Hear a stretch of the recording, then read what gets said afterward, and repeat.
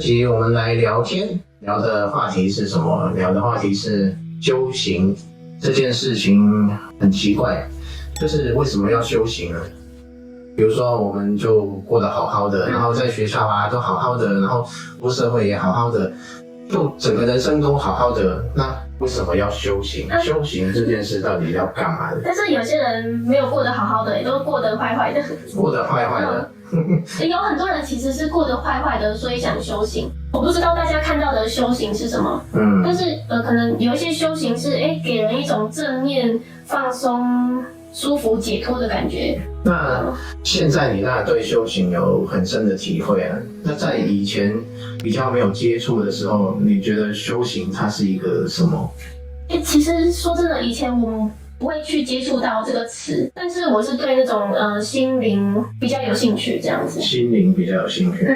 但是如果我以前听到修行这个词的话，我可能觉得说是像宗教和尚，会想到和尚，想到修行就想到和尚。对，其实以前我也对宗教没什么概念，可能就想到这些，但也不会想太多，就没有去接触。我接触的是心灵。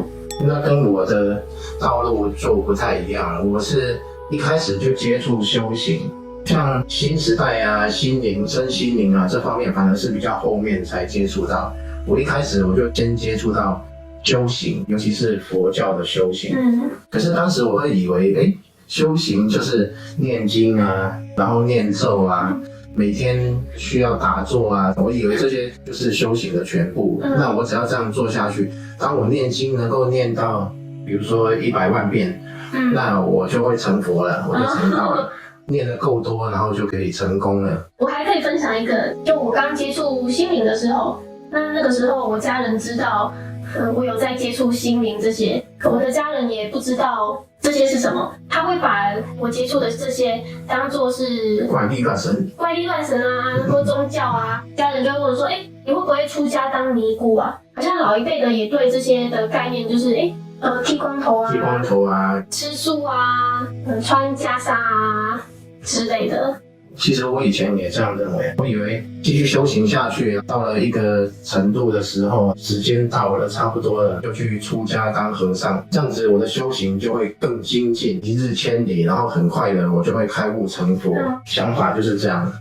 但是对修行这件事情，慢慢越来越了解、体会的时候，才发现，好像不是这么一回事。在学生的时候做了很多事情，然后告诉我们应该这样做。然后出社会也告诉我们很多事情，应该这样做，应该这样做。然后到了你认为说你要跳出这个世界，然后要修行，然后要提升自己到更高的境界，又是告诉我们需要这样做，需要这样做。那其实整个体系就是从一个版本跳到另外一个版本，又跳到另外一个版本，那始终在那里做着一些事情。然后重复的做，人家告诉你说到最后就会怎样，然后我们就相信说最后一定会有一个圆满美妙的结果。对啊。就像告诉我们说你努力以后一定会出人头地，结果很多人在社会上也很努力啊，然后也没出人头地，也没升官发财，因为他不会显化。对，没错啊。修行也一样，然后接收到一些观念之后，然后就拼命念经啊，拼命念咒啊，然后到头来，奇怪，我的脾气还是一样，也没改啊，然后很多想法也跟以前是一样的，然后也没什么变化，就觉得这样一套，到底是什么才是真的所谓的修行，就会有很大的疑问。那其实以前是认为说，到底什么是修行，叫做修正自己的行为。就叫做修行。平常我们做人的行为是有问题的，然后就把自己的行为修正成然后正确的行为，然后就叫做修行。到最后才发现，好像不是这么一回事。当时我就想说，佛陀修行的一个过程，好像在暗示着我们什么？他的这个修行的过程就是离开了皇宫之后，然后寻找解决生命生老病死这些问题的办法，跟了很多老师去学习修行。他也修过苦行啊，很多东西他都修行，然后都修到最高的境界。这些修行都到底了，后来他发现，其实都没办法解决生命的问题，然后他才放弃了一切，然后坐在菩提树下。然后偏偏他全部都放弃的时候，却突然就顿悟了，然后就通了，然后就解决了所有的问题。这个整个故事让我觉得很奇怪。那既然有佛陀这个例子，这个故事，那为什么很多人都没有发现，都不知道？不是很明显吗？是很明显啊。但是我们因为会依循规律嘛，比如说我们要修行，那我们就会找一个寺庙啊，跟随一个老师啊，然后我们就照着他的方式来学习来做。这让我想到有一个说法是，你要朝着开悟，你要找到一个上师，对，这是正确的吗？对，必须要有个人帮你点出真正的修行是什么。因为在学校没有教，然后出社会也没有教，对，甚至我们看很多宗教，然后他讲修行，但是找不到，很难找到一个成功的人。那如果就是像寺庙是一个寻求解脱、教导解脱的一个学校，那么解脱的人到底在哪里呢？总会有毕业的一些人存在啊。但是自己都没有解脱，也甚至不知道什么是开悟啊，也没有解悟，那你要怎么找到上师啊？所以这个就变成瞎猫碰到死耗子，有点像宿世的缘分，然后你靠这个缘分，或者说走了很多冤枉路之后，然后才知道这些冤枉路是白走的，然后找到一条很好的道路。所以只能这样嘛，就是如果要修行，然后就必须要找到能引导开悟的上师，那但是你要碰到这个真正的上师，却又要先摸索一段时间。如果你一开始就能够碰到一个老师，能够指引你正确的道路，那真的是很有福气的事情。据我了解，大部分在修行的人，他都还没有这样的福气，并且自己能够知道什么是真正的修行，才容易去找到真正的老师。那是不是其实这个世界最先需要的是福气啊？对，应该这么说吧。我们从显化的角度来看这个事情，就是什么是真正的修行，你必须先知道，然后你显化自己，走到那个边缘，然后老师出现点你一下，然后你就有解脱的机会。其实刚刚讲了这么多一大片，然后到底在讲什么？到底修行是什么？到现在都还没有讲出来。现在讲一下，让大家知道说，真正的修行它到底是什么？为什么会找不到？其实原因很简单，因为整个世界就是一个故事。我们如果在故事里面活着，进行故事里面的一切，包括念书啊、出社会啊、然后工作啊、修行啊。连修行在故事里面，它都只是一个故事而已。对啊，所有东西都是故事。像佛经说的，凡所有相皆是虚妄，所有能够辨识的，全部都不是真的。那在这个基础之下，如果我们知道说修行跟整个生活一点关系都没有，不管你生活的内容是什么，即使你认为你在修行，哇，我每天念经啊、念咒啊，做了很多事情啊。认为那是修行，那其实只是一种就是生命的活动。所有生命的活动跟修行其实没有直接的关系。所以佛陀到最后，他把所有的活动全部放弃了，他才找到一条路。原来我们自己本来就具足那个生命的本质，他就找到了那个生命的本质。讲到这，想到一件事，现在会有很多人说活在当下，活在当下这句话，如果由开悟者来说，就会是一个真理。那但是每个人的阶段跟领悟都不同，那层次都不同嘛，所以可能有人听到活在当下，那他的理解就是生气的时候生气，开心的时候就开心，那吃饭的时候就吃饭。我们本来就已经开悟了，那根本就不需要追求开悟啊。那他为什么要追开悟呢？其实不用啊，像我们本来就已经开悟了，只要好好过你的人生，然后体验生命的美好，就是开悟了。你不用去想什么要开悟不开悟，因为其实我们已经是开悟的了，活在当下就是开悟。好像很多人都是理解到这里。这句话其实是没有错的，但是它有一个很大的问题，它会有一个错误的引导。错误的引导的地方是在你如果把你的注意力，注意着你在这个故事里面的身份。就像我把所有的注意力就关注在墨子所看到的这一切，所以墨子看到饭很好吃，那墨子就去吃，然后墨子想睡觉，然后就去睡觉。但是我这个注意力还是锁在这个身体上面，锁在我这个人格上面。在这样去过每一个当下的时候，我会发现说，我比较轻松了，然后以为这种轻松就是一种开悟，或者说以为这种轻松就是解脱，然后我就过得很好，我就认为说，我就是一个解脱的人或者开悟的人。不管怎样，其实这种状态只是一个比较缺乏去思考的那个当下，在每个当下我不要去想事情，我遇到什么我就在那个当下这样。这种当下其实还是在故事里面，因为在故事里面每一个当下我就去做那个故事里面的活动或情节，那其实我还是困在故事里面。因为在每一个当下，我吃饭的时候吃饭，我以为吃饭的时候吃饭就是一个活在当下，其实我会对那个饭会有很多的解释跑出来，然后我会解释这个鱼排好不好吃啊，新不新鲜啊，今天吃起来有点油啊。我对这些跑出来的信念啊，那些信念就堆积成我人生的故事。真正的解脱是从故事里面解脱出来，而不是在每个当下我还是融入那个故事的解释。所以即使我不去想很多事情，然后在每个当下看鸟，不是看鸟，是听到鸟叫声，然后觉得很悦耳，我就听着，然后好舒服哦。我在这个当下没有想很多的事情，但是在这个当下我就这样听着，然后就过去了。我还是在人生的这个故事里面，然后被锁在故事里面。只要锁在故事里面，就不是一个解脱的状态。所以这个当下跟真正的活在当下是不一样的。那不是有一句话叫做开悟是不可说的？从这个角度来讲，刚刚整个我们讲了那么久，修行到底是什么，然后就可以带入这个了。不可说，不可说。那老子是说道可道，非常道。道这种东西是没办法说明的，只要能说明的，它就不是真正的道。佛家讲的是言语道断，心行灭处，也就是说，我们言语啊、思维啊，都走到尽头了，没有办法再更进一步了。我们的意识、我们的心事、我们的信念，已经到了整个都没有办法去思维衡量的一个状态。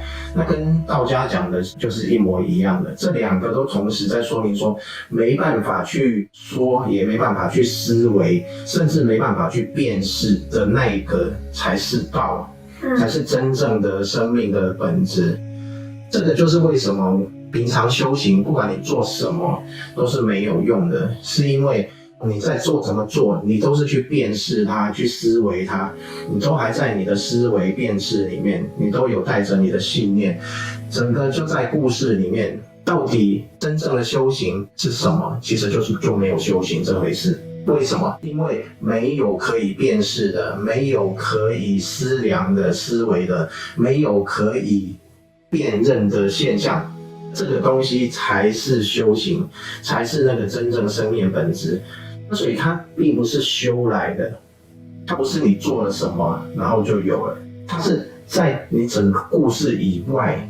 所以偏偏就是当我们放下所有的一切，都把它排除在外，我现在看到什么我都不去思量它，不去产生任何的信念。我在这个当下离开了信念的时候，没有用信念去看待现象的当下，这个当下它本身就在信念以外，就在故事以外，它就已经是解脱。所以这个当下才叫做活在当下，不是在故事里面活在当下，那个当下就不太一样。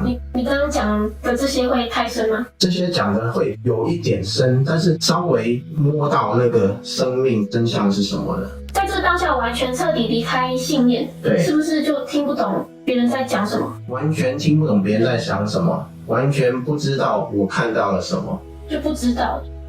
一知道我就在故事里面，那一不知道我就在故事外面。